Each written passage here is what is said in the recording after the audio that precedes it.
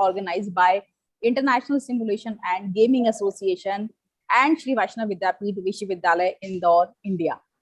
The topic of today's webinar is development of a project simulation. And we have with us our very eminent speakers for the webinar, Mr. Bharat Jukaria and Dr. Vinod Dumblecker from India. Starting with the welcome, I would like to invite Vice Chancellor of Shri Vaishnav Vidyapeeth Vishwavidyalaya and Conference Chairperson ISAGA 2021, Dr. Upinder Dhar, for the welcome address. Over to you, sir. First of all, I would like to welcome all the members, fraternal colleagues to this webinar, which happens to be the last webinar of this series, which we had started last year. Starting with Sebastian as the first resource person and ending today with Vinod Dumblecker as the last resource person of the last webinar. So I'm in fact grateful to all the resource persons who accepted our request to conduct the webinar, and each webinar has been very well received, and we have received the positive feedback from all those who attended these webinars. Secondly, it was a good preparation for the forthcoming ISAGA 52nd ISAGA conference, which is scheduled from 6th of September to 10th of September. So we are very eagerly awaiting for that occasion, and I'm sure that you are equally eager to attend ISAGA 2021, which is happening for the first time online. In last 52 years, that means say 50 ISAGA conferences were offline. And this is the last year we could not hold the ISAGA. So this year, this is for the first time happening online, fully online. Initially, we had thought that we'll make it in a blended mode, in a hybrid mode. But because of the situation, because of this COVID situation, that could not happen. So now we are more or less just fully online.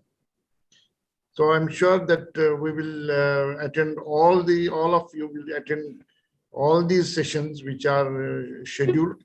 We'll be circulating the program schedule very soon. Within, say, by next week, it will be circulated so that all of you know beforehand that which sessions have been scheduled and when in these 5 days, in this 5 days conference.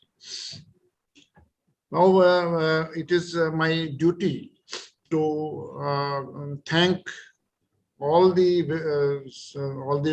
resource persons by name.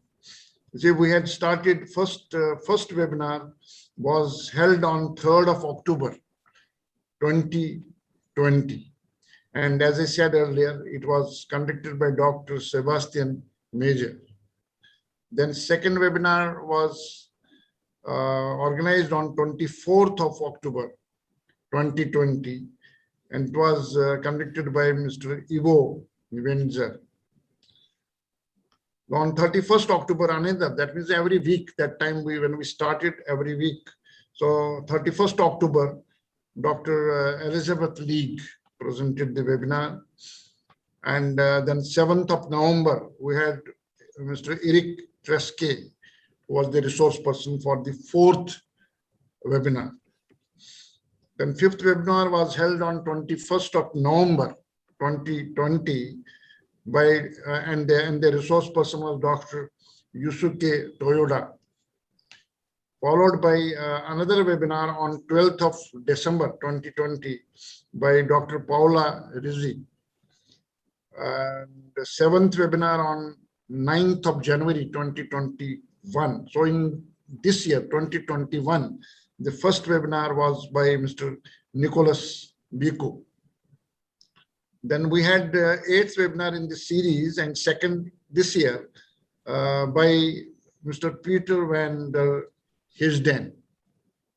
The ninth webinar was conducted on 23rd of January by Dr. Elena Lukosheva. 10th on 6th of February by Mr. Jagadeshwaran Manohar. And then 11th webinar on 20th of February by Dr. Willie Chris. 12th webinar on 13th of March was the resource person for that particular webinar, that is 12th webinar, was Dr. Thomas Harvey Seaman. Further, on the 13th webinar, for the 13th webinar, which was held on 17th of April 2021, the resource person was Dr. Jayant Raghuthama. Then 14th webinar was held on 24th of April 2021, and the resource person was Dr. Siva Salem Tyagarajan. Tyagi was the 14th speaker, or he was the resource person for the 14th webinar. Then 15th was held on 1st of May 2021 by Dr. Bimaria Maitri, who is director of IIM, Indian Institute of Management, Nagpur. Then we had 16th webinar on 8th of May, and the resource person was David Watley. 17th webinar was held on 15th May 2021.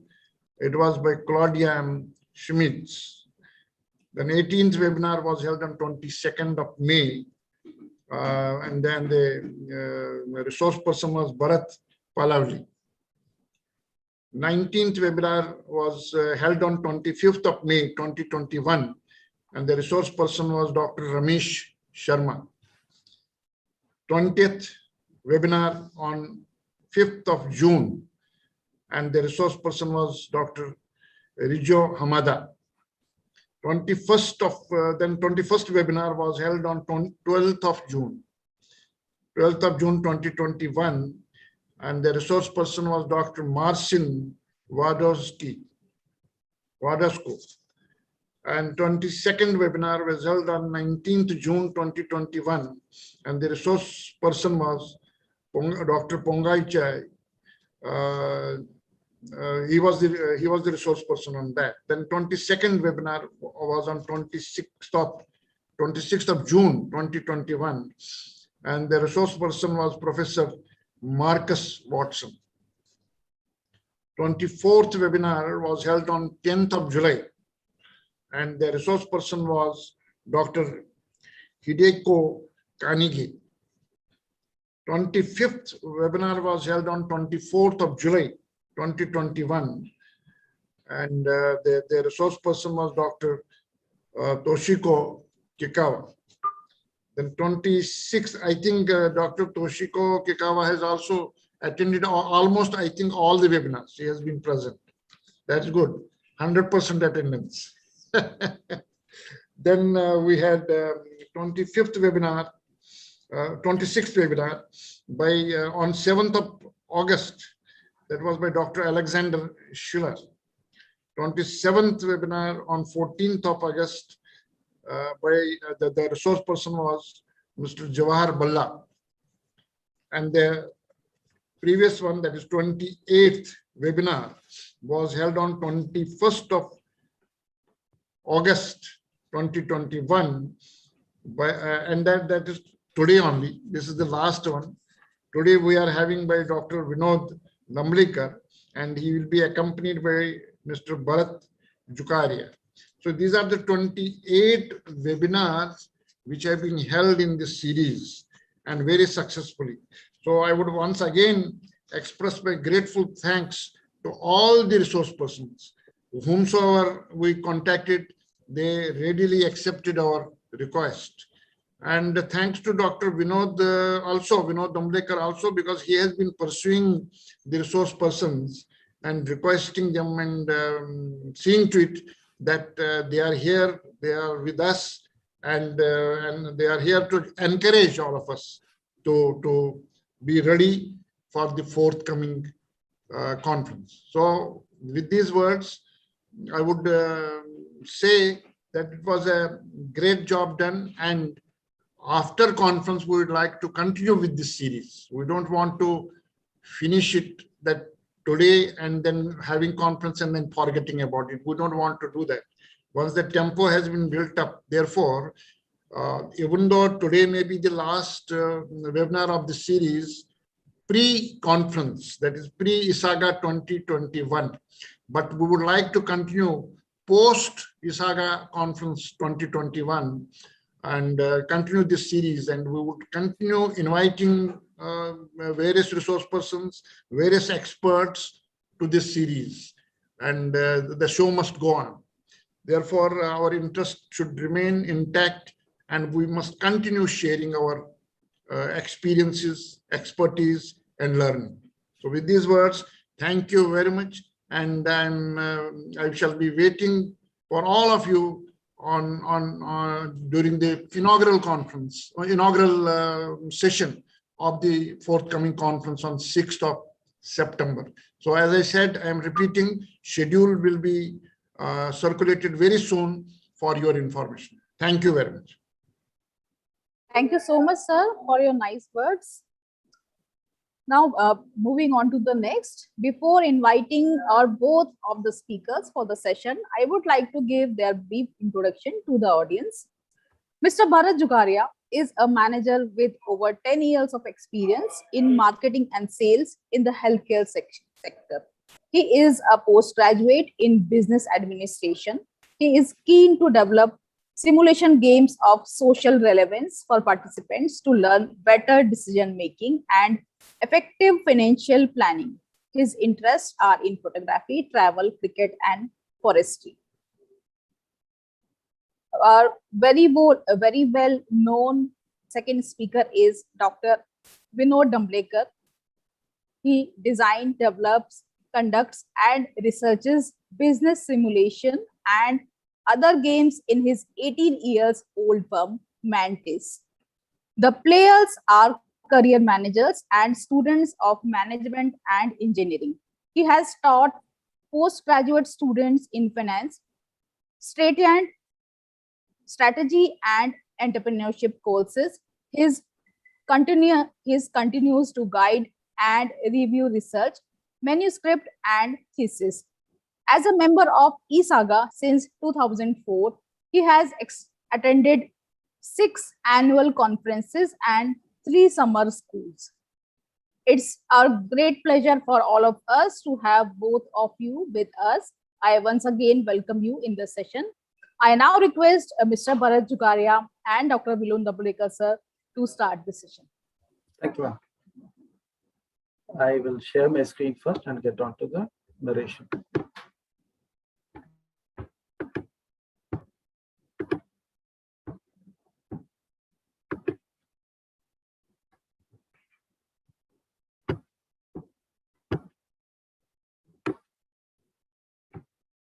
Am I visible? Hello? Yes, sir, it's visible. Okay. Yeah. Good afternoon, peers, friends, teachers, researchers, professionals, and fellow friends in simulations and gaming, and students, of course. Bharat and I here today will describe to you how we designed and developed a project management game. In front of you, you see a screen where on the left-hand side, there's a very well-decorated hand holding on to another hand on the right side.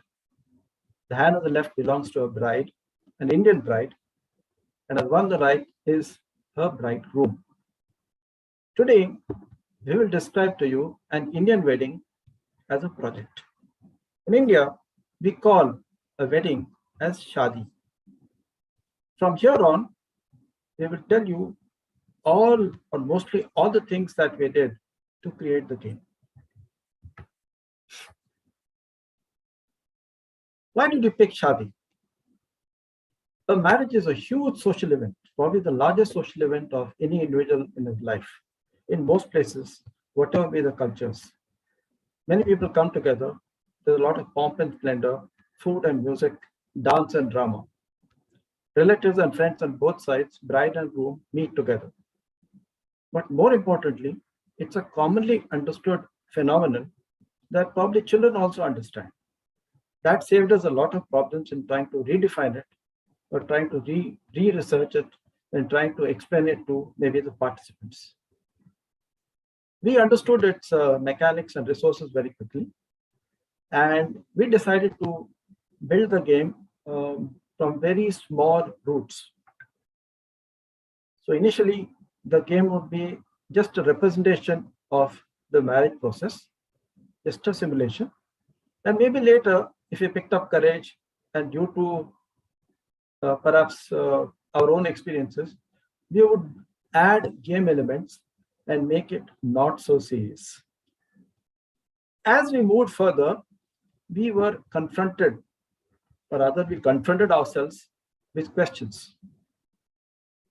There was a lot of uncertainty around, and as we asked questions, we didn't know which issue fitted to which feature, what person did what, and so on. So therefore, we wrote out certain things for us. Here you see a more orderly listed items that we went through. We asked questions like, what is the goal? And if there are many ways along the path, along the journey, where do we stop? What are these milestones? Why should there be milestones? Who are the people in the game? What should they do? How should we constrain them and how should we free them by allowing them to play? What decisions should they make and why? Where should we constrain them in terms of failures? How should we stop them without their knowledge, without their prior knowledge about something that's happening? How can we stop them unexpectedly? How can we raise their costs? How can we give them problems along the way? How can we make them think better? Because after all, this was a learning game. So we decided to build the shell first. The shell was, of course, the beginning and the end of the marriage process. So the first process in an Indian marriage would be where the parents of both the bride and the groom would meet.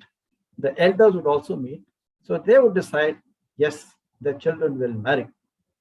That's the first decision to be taken.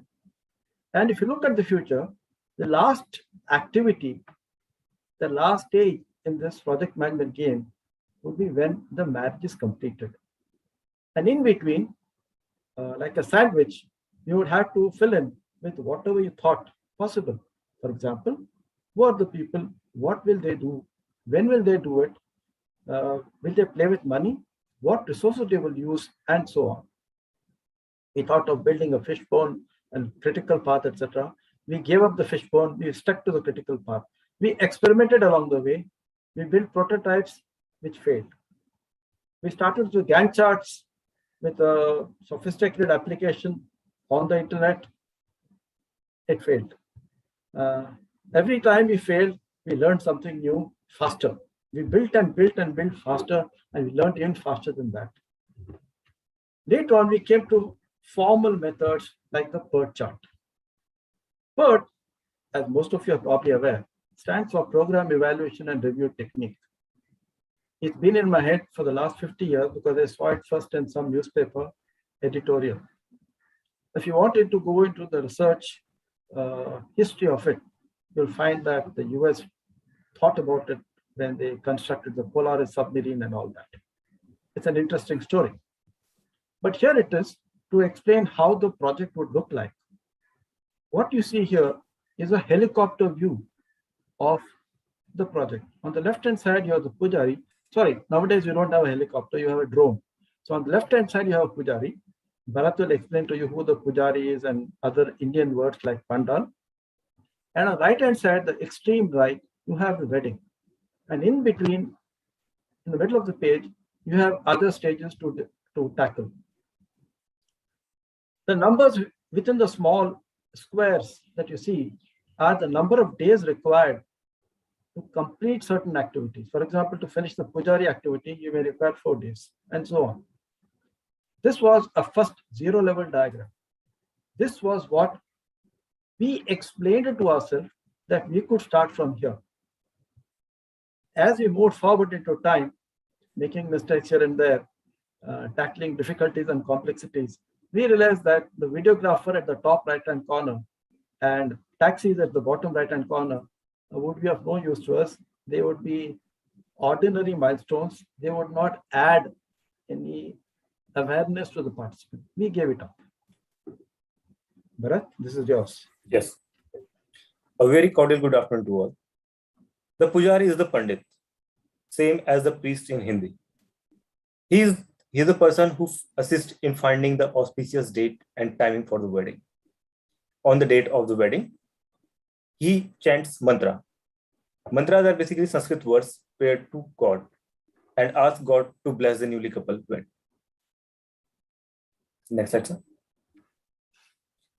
This was the first list which we had prepared when we were starting to thinking to make the game. These are the milestones which is required for the game. If you can see on the left side, we have categorized these milestones under the heading of A, B, and C. Under the A, the milestones are very crucial. Like the food, we have mentioned that how many days it require and how much unit is required. And the cost is also mentioned here. The cost is taken in Indian currency. If you can see in the left side bottom, you can see an image that is the Mehendi Wala. The Mehendi Wala is the person who makes tattoo or different shape on the hand of the bride. On the right hand side in the bottom, you can see the groom who enters on the wedding on a horse. Now, this sheet that you see in front of you was not the last word. As Bharat told you, some of the C level items we had to discard. Even the numbers we had to ignore, or rather we refined the numbers as we went ahead. So we tried to become as granular as possible, but by the end of the game, we realized that we needed more detail, which means the game is up for development even further than what we have done so far. What are the 4 most crucial design problems that we decided that we should attend to before we did anything? We had to define to ourselves who would be the learner. Now, a marriage is a very serious activity. Only adults get married. So therefore, children and school-going kids are not likely to get interested. It's not a cricket match. So we decided the learner would most probably be somebody around 22, 24, 25 years of age, who's keen on getting married, or somebody who's already married. That means adults of a certain age and beyond. What should the player do? Obviously, the learner and the player are probably the same. So what should the learner do? What should the player do? What are his actions? Well, it took some time, but fortunately, the birth chart that you saw there gave us some indication as to what he has to do. You have to hire the pujari, that is the priest for the wedding. You have to hire a place for the wedding. You have to determine a date for the wedding according to the stars. We look at the horoscope and fix a particular date and time when he can get married. We should probably think about a date that should not be in a weekday. It should be on a Sunday so that many people can come to the wedding, give gifts, meet the couple, and so on. So a lot of conveniences have to be taken into account.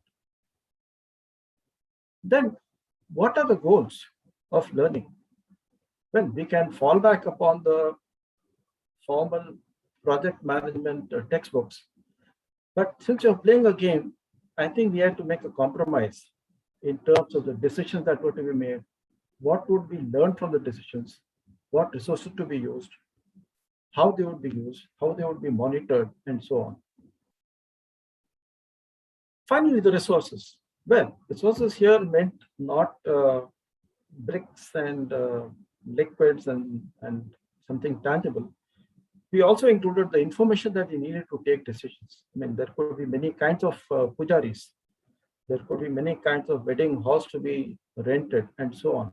So how would they choose them unless you give them features, different kinds of visiting cards and so on, or invitation cards and so on. So we made a list, and as you said, it was trial and error, prototyping everywhere, And finally, we got quite a nice collection. Bharat? Yeah. There are two kinds of teams. One, the bride teams, and another is the groom teams. And there are 4 members in each teams. So there are 4 bride teams and 1 groom teams. Since the date of wedding is fixed, so it will take around 90 to 100 days to wedding to be done. But if we are playing the game, so we require 2 to 3 hours of game. So as per chart says, there are multiple stages involved in the game. So continuing all the stages, we reduce the time to 5 to 10 events for each stage. And during this pandemic, COVID lockdown time, Dr. Vinod sir and I could not meet physically. So all our things we done through WhatsApp, email, and telephonic communication. So the markers and colors are not ready, but yes, the graph chart is ready for the progress of the game. Although I've known Bharat for the last 12 years or so, we have met, I think, maybe 4 or 5 times, including the times required for the game. During the game, we didn't meet at all. So that was quite a challenge. And I think we learned something, how to create something without meeting each other. Bharat, more. Yeah. The bride and the groom have been described in 150 words each. Similarly, the other players playing in the teams, they will be described in 150 words each. Their roles, what they have to play, everything will be mentioned. Within the description of each role, we also created a personality for them in terms of one of them would be serious, somebody would be generous, a third would be cranky, and so that we could demand them to behave like that when they took decisions. Because after all, the team would have to function not in terms of what they were in their normal lives, but what they would be after they assume a role in the game. Correct? Every player who's playing the game, they have certain rules attached with them. So for describing their role, we will give them the profile cards. The profile card contains the detail, like whether their character be like a cranky one, or he is the hilarious, or serious, or short temper. So the detail is mentioned in the profile cards, and these profile cards will be given to the participants. Similarly, the event card, because in the game, you have to be through certain stages, certain events. So the event card also be given to them so that they can understand and they can play. Accounting statements also be given to them so that they can mention about the cash flow, that how much cash they are requiring for each stage and how they are utilizing it. So all these things they can mention in the accounting statement. Markers and tokens will be given to them so that they can monitor the process. And on the previous day of the game or before starting the game, we will give them the manual. The manual contains the detail of the game. It contains what are the do's and don'ts in the game. It gives a holistic approach of the game. Remember that this period, from the time that the marriage is decided till the time the marriage is actually held, is a period of 90 to 100 days. And anything can happen during these days. You could hire some resources such as the hall, or you could ask for the wedding cards to be printed, and something can go wrong. So the event cards were there also to signify something that has gone wrong, something unexpected, so that we could get the participants to think differently. Yeah. Manual gives the direction of the game, that how you have to play the game and what are the restrictions on the game and what you have to do or what you don't have to do. So on the day of the game, we will give them the manual and we will brief the teams that the game is all about the project management that involves multiple stages. There are 2 teams, one is the bride team and one is the groom teams, and there are 4 players in each of the teams. We will also give them the profile cards so that they can understand their role. Because similarly, suppose in a team, there are 4 persons, so one person is playing the role of the cousin, one is playing the role of the auntie, one of the role is playing as the cousin. So these are the profiles we will give to the participants. Similarly, the task also. So all the stages and the documents are mentioned there. And similarly, there will be penalties also. If something goes out wrong during the game, in every stage, in each stage or in any stages. So here, the first stage is that you have to find out the pujari. Similarly, the similar stages will come and the participants have to pass on the stages. And on the last stage, there would be a surplus of amount that will be given to the newly coupled wed as a gift. They can use the surplus amount for their honeymoon or for buying any gift. And all these elements or all these milestones would be monitored through a graphical chart. That graphical chart would be placed on the stage or in front of the room. We intend to have 4 brides teams working in parallel to manage the wedding. We will also have 1 groom's team overseeing and reviewing the decisions of the bride's teams. It is a culture of the country that the bride's team would arrange the wedding in most communities here. So therefore, we will have 4 different teams so that they can compare their practices and their thinking. It would give a mild sense of competition between them. You can see the second last line where we say the gifting the married couple being the last stage. We would induce a mild problem over there in the sense that whatever money is left over at the end of the wedding, which means we would give them a budget to spend, whatever is left over would be gifted to the bride and the groom, the couple, after all monies have been paid for, all the costs have been paid for. Now this becomes a challenge. Do you spend very little for the cost? Do you buy cheap so that you can save money and give it to the groom and the bride? Or do you spend as well as possible, have a gala wedding and have a small amount of money left over for the groom and the bride to spend? Well, that's a challenge. And there's no mathematical formula by means of which you can overcome this challenge. This is an event card. The team has to pick Pujari from it. The details of the Pujari about their age, where they are living right now, and how much they are charging for conducting the wedding is mentioned here. So the team has to pick Pujari from this event chart. This is a typical Indian card, wedding card.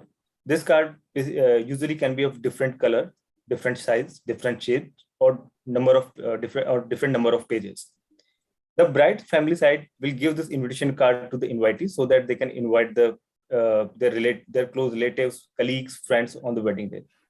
The print card will be given because of it would be a good remarkable thing, and it would last long.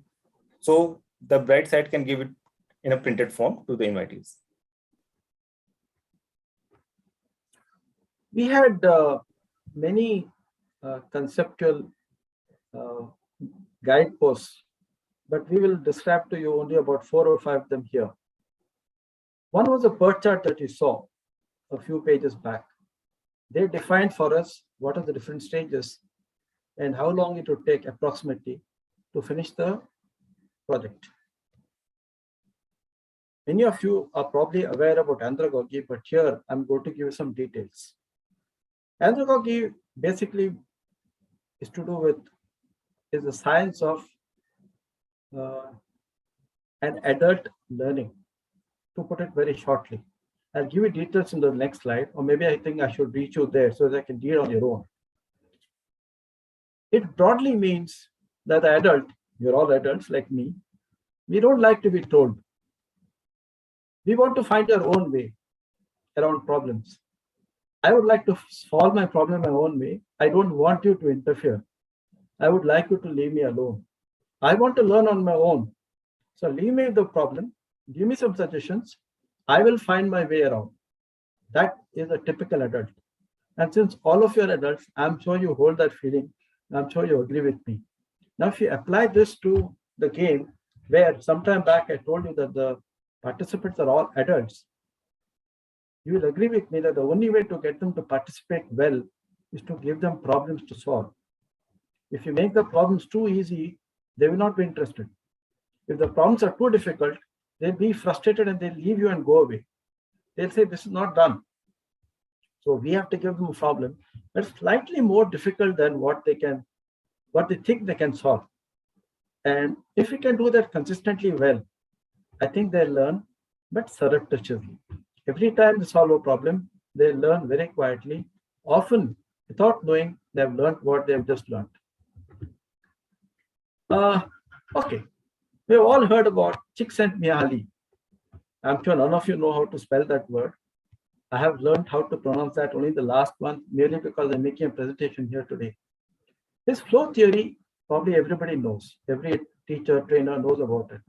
It broadly suggests that it is a position where a person is very active, so active in his whatever he's doing, that he forgets everything around him. He forgets the sound and the smells, and it does not get distracted. So for more details, I'll show you the actual page.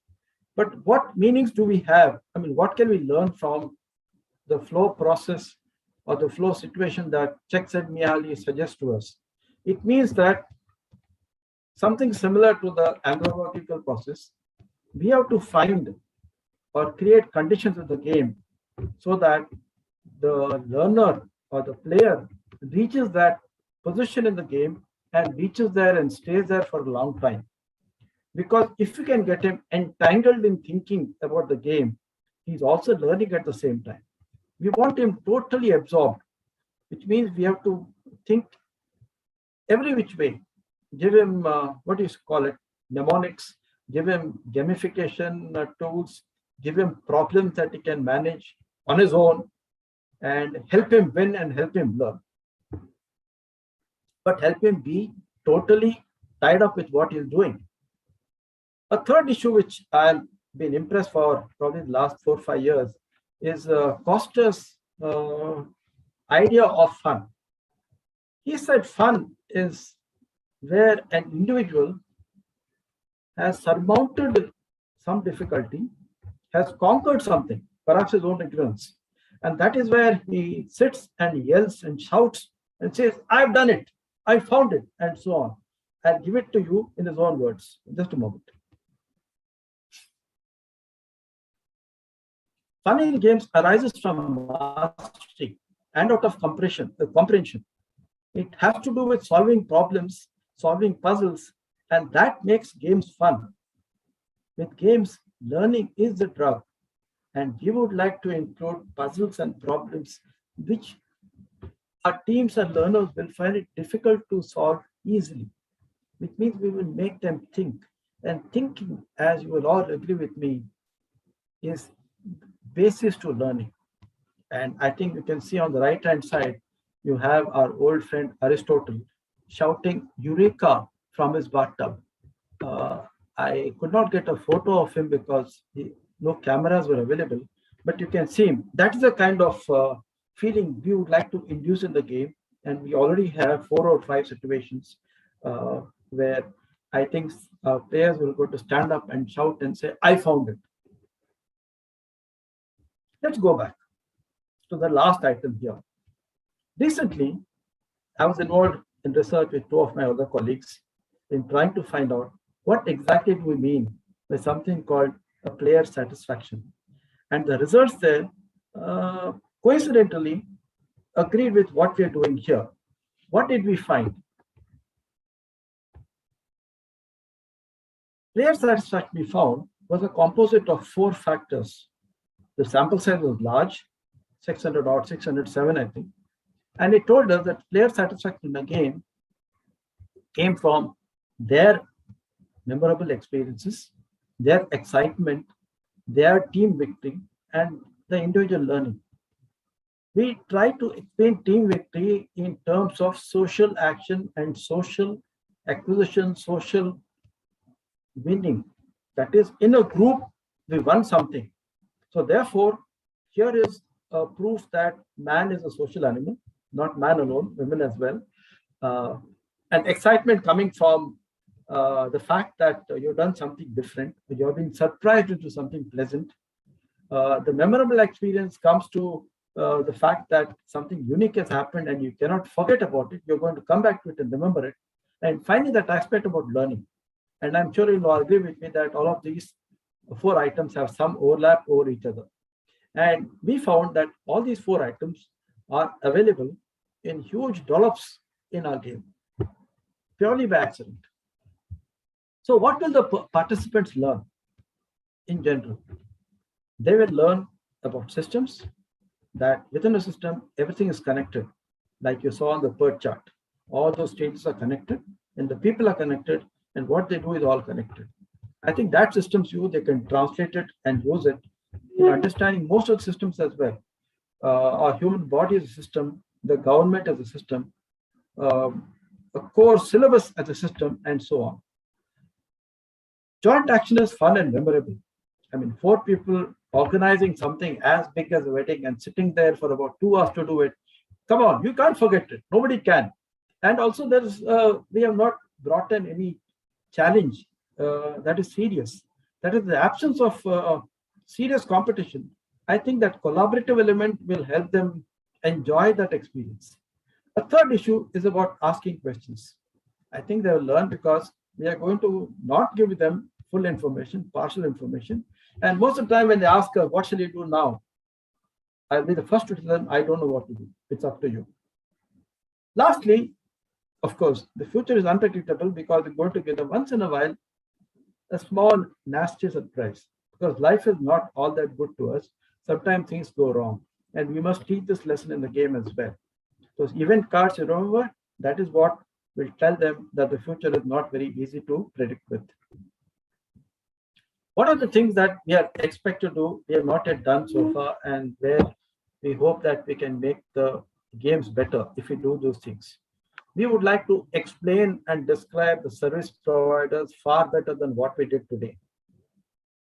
We would like to describe certain things much less than what we did today, what we have in the game.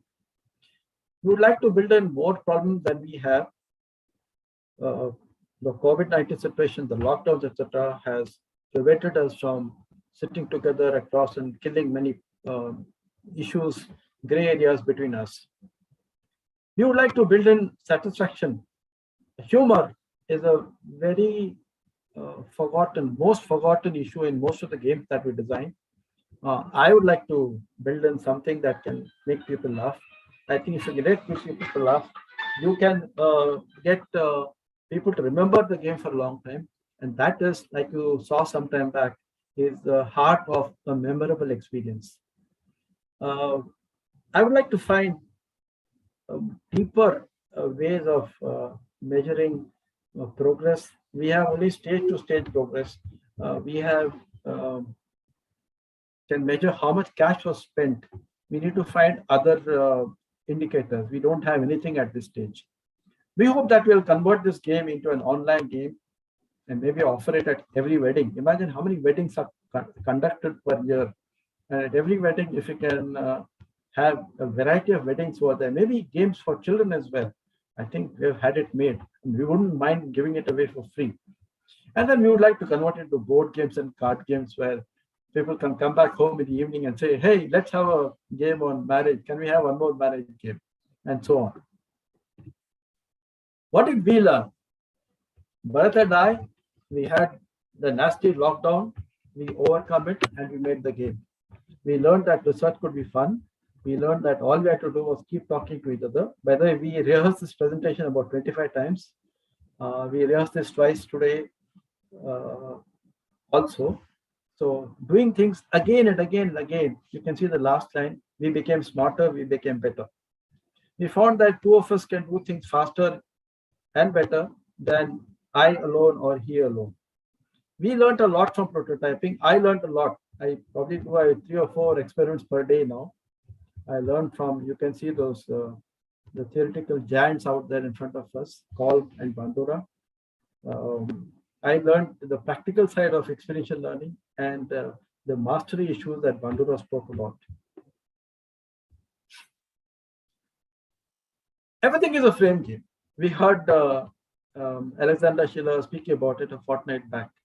Now look at that PERT chart. Can't you use it to describe anything you want? If you can use a PERT chart at the beginning of a class, it is probably much more powerful than a story or a case study. Just show it and make it part of your team.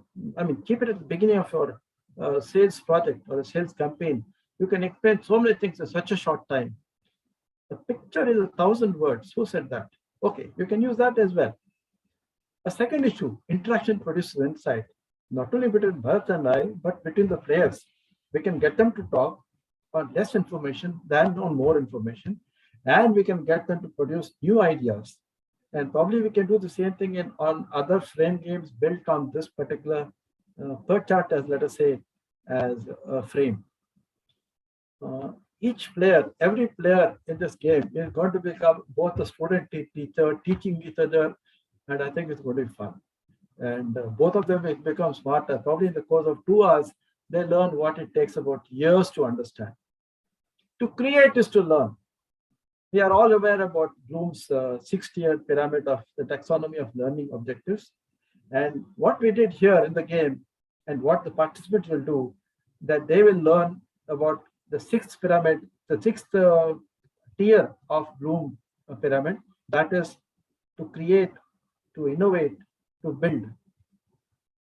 Lastly, we would like to tell you in lighter vein that both Bharat and I were eminently qualified to make this game.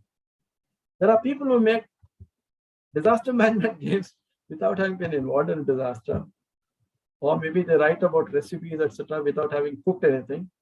People have done about, let's say, traffic games without having got involved in a traffic, let's say, accident or having driven a car. But we are eminently qualified in saying that both Bharat and I don't know whether you know about it, both Bharat and I are married, and we are the most qualified to do a game like this.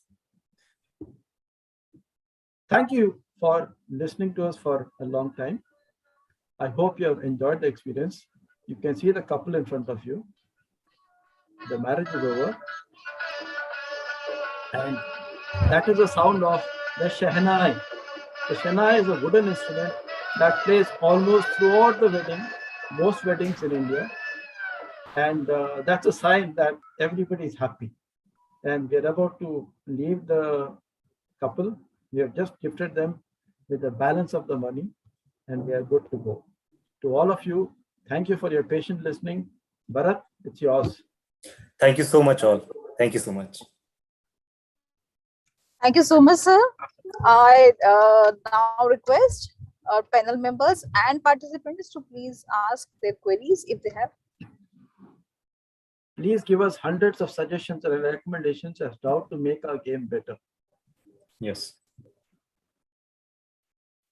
Vinod, this is Suresha here. It's a Hi, wonderful Suresh. presentation. Taking a social event to nicely outline a typical project scenario is really, really interesting and very effective too. I have one question to you. Yes, Suresh. What are the changes you are seeing between pre-COVID times and the post-COVID times? Because the world has changed. I think the most important sign is that of work from home and its related effects on, let us say, the use of clothes, cosmetics, travel, fuels, and the costs associated with all those practices. So therefore, we'll spend less on, this is in light mode, less on pants, fewer on facial cosmetics, perhaps. I may not require shoes for a long time. I may travel less, much less. I don't need to travel. So these are some both beneficial and painful experiences. And I don't think we'll go back to the pre-COVID stages for a long, long time. And it's good to see you. Suresh and I have been together for the last 40 years. Before we were married separately. Okay. Sir, we have one more question from Marcus Watson. He is saying that with at least 10 million weddings a year in India, this would be a great way to introduce people to serious games. With a large enough participants pool, it would be possible to produce a dynamic model that take into account their local costs and planning time frames. That would help people to manage weddings. Have you thought about how you could commercialize this game? We think we can commercialize it. If you saw one of my slides, about 2-3 slides back, we said that you would like to convert it into an app, perhaps. Maybe you could just give it away at weddings. You could give them an OTP. You could customize those games, especially for children, especially for we could have points and we could have competitions and all that. Maybe the winner could have something else as a gift, and they'll all go back. I mean, a gift is something to remember.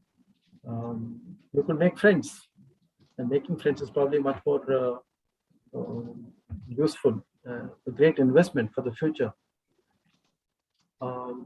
And I see that since Marcus is suggesting it, I see a scope for an Indo-Australian partnership here. Where's Marcus? I can't see him here. He's in attendee, not in panelist. Okay. I think he is not having video, so he is not able to join as panelist.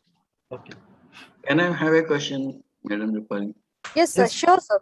Please. Yeah, it was an interesting presentation, Dr. Vinod. I was just wanting to know, before COVID and post-COVID scenario in marriages has changed a lot, and especially on the expenditure side. That's what I hear from people who got their children married during these recent times. In your game, is there a social message also?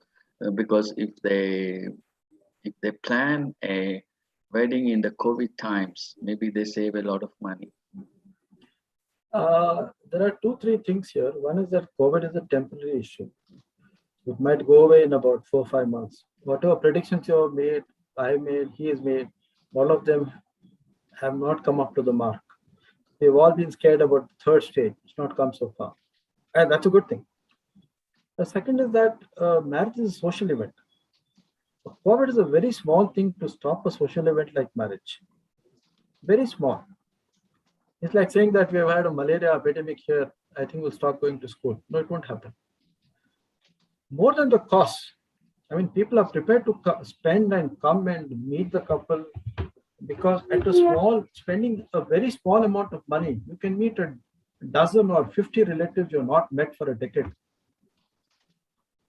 That price is cheap. That expenditure is cheap. I mean, per relative that you meet there, the cost is negligible. And you meet them without any pressure. Any other time there is some pressure. Here you meet gala, you hug, and that the kind of money that you can spend is negligible. You introduce your young ones to his young ones and the children, and it's a fun mode. I think this cuts across countries as well. Maybe it's probably done differently in other countries, but it's a social event of unparalleled sizes. Can you think of any other event where people get together and they spend on their own? You're not giving them TADA. Everybody comes. And sure, if we have only 50 people attending a wedding, I'm sure other people say, oh, I wish other people had come, etc. If you have more people, more dinner, more gifts, and more fun, more friends. COVID-19 is a temporary issue. Can I ask a question? No? Yes, JB. Quick. It's a bit of a philosophical question. So I'm sure you've come across the concept of finite games and infinite games, right? So finite games where you play to win and infinite games where you play to stay in the game. Yes. So what do you see this as? Is this a life game? Is it about winning, or is it about staying in the game? And you can take this anywhere you want, right? Philosophically, literally. I think this is finite. Wedding is a very, very finite process. Once you're married, you're finished. I'm sorry, I didn't mean it like that. You know, this is being recorded, right? Oh, sorry. I'll ask the organizers to censor that comment. Thank you. See, Vinod, in continuation to what Dr. Guru Prasad said, yes, sir. Generally we say in the case of education, once normalcy returns, we may have the blended mode. That means some part of teaching learning process may continue online and rest will be offline as we used to do earlier. So blended mode will be there. During this COVID period, this pandemic, we have observed some marriages happened using Zoom link. Say one of my friends, his son got married in London, but parents could not travel. So Zoom link was used and even blessings were given through Zoom link. All that happened and marriage was completed. Now, don't you think in the traditional pattern of marriage, certain things are going to change? Maybe certain things may be done online now? Sir, I think what is not visible is that our need, by our I mean the human need to meet other people, stay together, debate each other, fight each other, love each other or whatever it is huge. I had a niece's kids getting married in February 2020, just before the COVID started. It was a 3-day wedding. They came from London and Switzerland to have the wedding here because they were basically from India. A 3-day wedding. Now, why do you want 3 days to have a wedding? 1 day should be enough.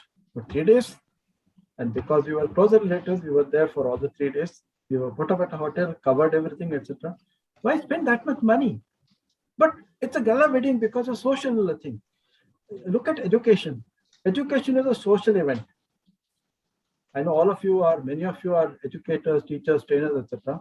But remember, how many of us need to go to school when you have khanacademy.com and so many free courses across on the internet? There are million types of universities on the internet than what we have elsewhere. They don't have to go anywhere. I mean, you can learn project management in about a month instead of 6 months or 12 months, but 3 months. I didn't have a course when I was teaching, when I was learning project management. I had to borrow a book, read it during holidays, come back, and then this was about 45 years back. I don't know. But the fact was that I read it, I learned about it. So there are others, but why do you go to school? Because there are many other friends. I need to make friends, I need to have fun, I need to meet other people. The social need, I think we can translate it to lots of value. We've not seen that so far. The marriage is also one of them. We need to meet each other. We desperately want to meet each other, which is why for a sales meeting, somebody goes from here to there. When he can always use the phone in the olden days, or he can use Zoom now. No, yet he goes from here to there. Bharat comes from the sales field. So when he can do a sales call by Zoom, no, he will not do that. He'll go there, talk, discuss by motorbike. He'll travel 40 minutes, come back all the way. Because he likes to meet face. Once he came back at 3 a.m. in the morning. But that's enjoyable. Because marriage is an institution in itself, and changes have been happening. Say, for example, if you talk about Indian marriages, there used to be a time 50 years back when marriages, that the whole span used to be 15 to 20 days. So relatives will come from different parts of the country and assemble, socialize, be together for 15, 20 days. But then over the period of time, it has changed. Now it is not more than few days. Now, because of this pandemic, which has disrupted everything across the world and even changed the system, say social system is also changing. Now we need to think about it. It's a post-pandemic. Pandemic will definitely go, as you rightly said. Pandemic is there today, but it will go as it has come. It will go also. Similar pandemic had happened 100 years back, but it went away. Same way, this pandemic will also go. It's a matter of few months, right? But then once normalcy, it is generally people believe these days that once normalcy returns, it won't, the normalcy or normal situation will not be as it used to be pre-pandemic. Certain things are going to change. Same way, in the case of social institutions like marriage, don't you think that certain steps may continue to be online and maybe 90% or 80% returns as physical mode, but 20%, 10 to 20% will continue on the online mode? I think people like to meet. I think every large gathering, I suspect, the larger reason is to meet each other. People want to get back to office so that they can get around, what is that, water cooler?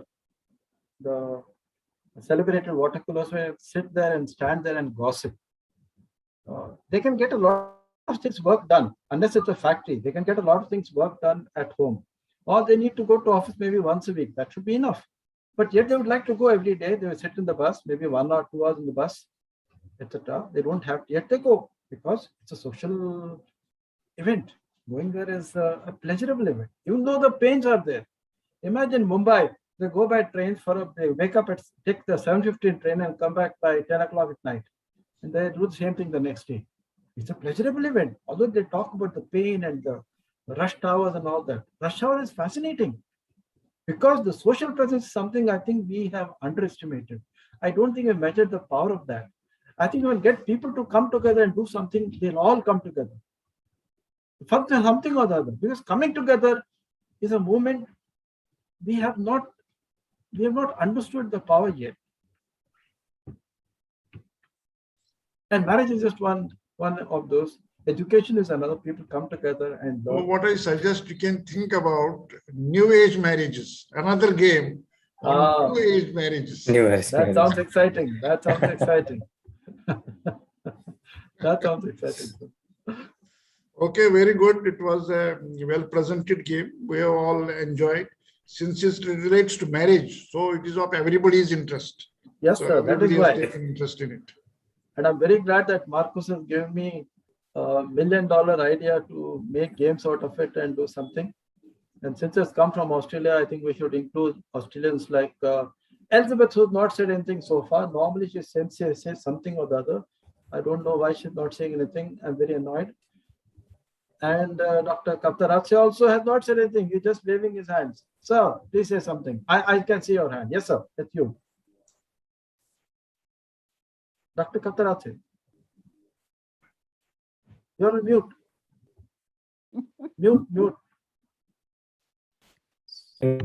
Sir, mute. Unmute. So please unmute yourself. So we can't hear you.